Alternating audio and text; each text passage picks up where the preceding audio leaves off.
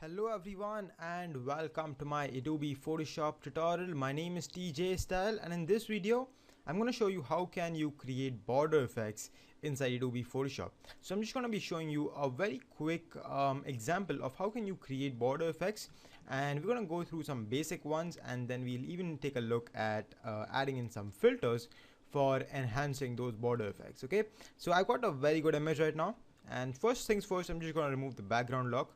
Or yeah, actually I'm just going to remove the background lock.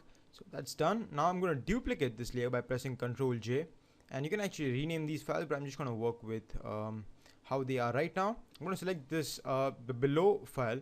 I'm going to create a new layer. So basically this layer 0 is acting as like, as a backup, just in case if we mess this up, we can always go and delete these layers and start again, start fresh with layer 0. So you don't really have to keep a backup, but in this case I'm going to keep a backup. Now first things first, we have to first increase the size of the canvas. So we are not trying to increase the size of the image. Okay, we are trying to get this alpha. We are trying to increase the size of this alpha inside Photoshop, and the way we do that is by selecting this alpha layer, or basically this empty layer, then holding down Ctrl Alt C, and you can see the canvas size pops up. See, this is different from the image size dialog box. This represents the image. It represents how many resolutions you have, what is the width and the height of a particular image. But this thing, this canvas size, represents what is the document size of a document inside Photoshop. So make sure you make sure you come to this canvas size, okay, and not to the image size dialog box, and make sure that you have your relative checked in.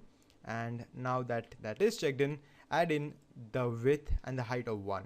So we are trying to increase the canvas by 1 width and by 1 height. You can actually try to, I tried to when I was working on this effect, but I think that that the amount 2 is a little too much. I'm just going to press Ctrl Z, and Ctrl Alt C is the shortcut for canvas size, and I'm just going to put in 1. Click OK, and now you get a very nice plane, and this is amazing. Now what we have to do is we just have to fill in this canvas with a color. Now I'm going to use a black color because white won't really go with this image. Well, it does go, but I think that color black just looks so much better. And right now you can see we as it is have a very classy, very nice background. So we are not hiding any part of the image. A full image is available for our viewers to see, or for your audience to see, and we are still adding in some border. So this is a very simple way of adding a classy border.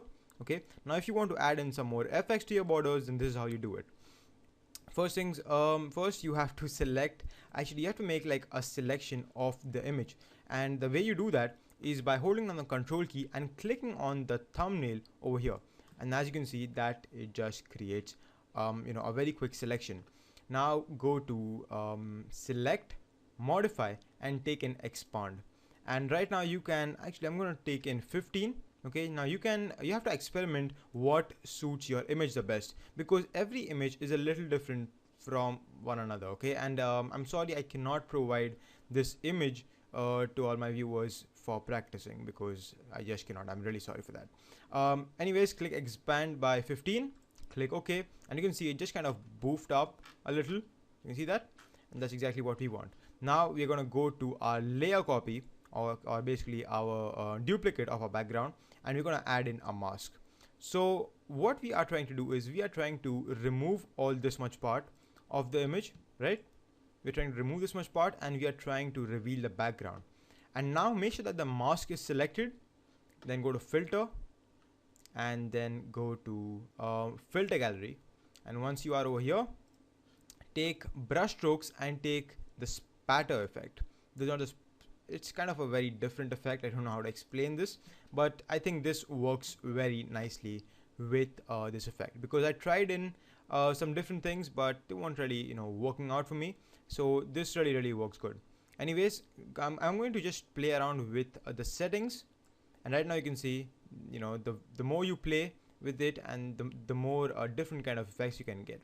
So basically a very interesting effect, a very grunge effect, would be to change the spray radius all the way up to 25, and to increase the smoothness all the way up to 15. And now once you are happy with whatever settings you have made, you can take the smoothness to 0 and create this effect. Depending on what you want to do, what kind of image you have, okay, your settings may vary.